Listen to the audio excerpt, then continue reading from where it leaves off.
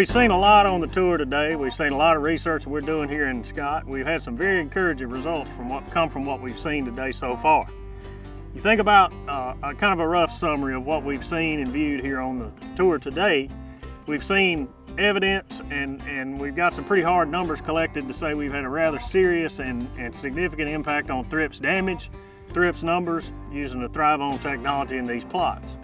We've also seen that we've got some candidate varieties that appear to be very competitive agronomically.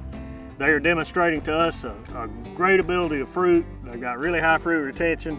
You couple that with the fact that they've also shown some positive impacts on the insects and lygus bugs and thrips that we've had in the field so far.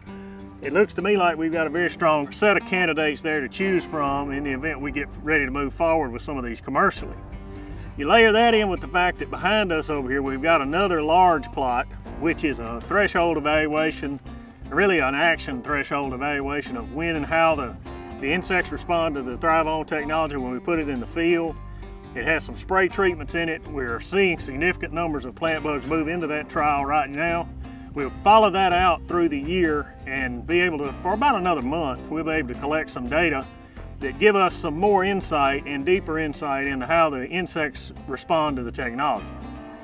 The thing that I would emphasize to everyone who has chosen to come along on our tour today is we're in the sort of the mid stages of learning a lot of this stuff.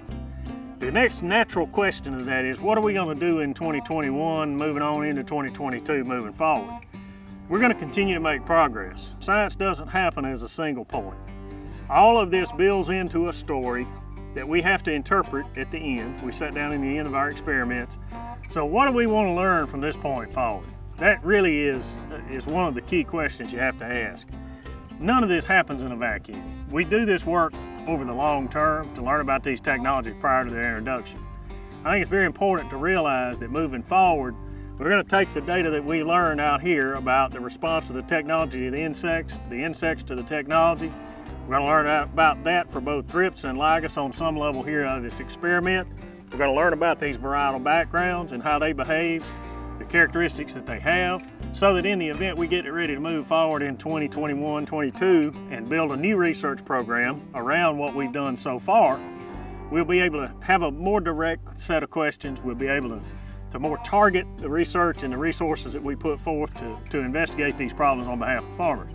The ultimate goal is to be able to generate a set of data when we have this new technology available in the marketplace that allows a grower to have some understanding and some comfort with what we know about it, with what we can tell him about it, and then he can use it in the best way possible when he interjects it into his farming operation. It cuts off the learning curve associated with some of this, we hope. We look forward to seeing you again. We're going to have a season closeout, sort of a summary of what we've done so far in 2020, and we'll see you in the field later. Thanks for coming.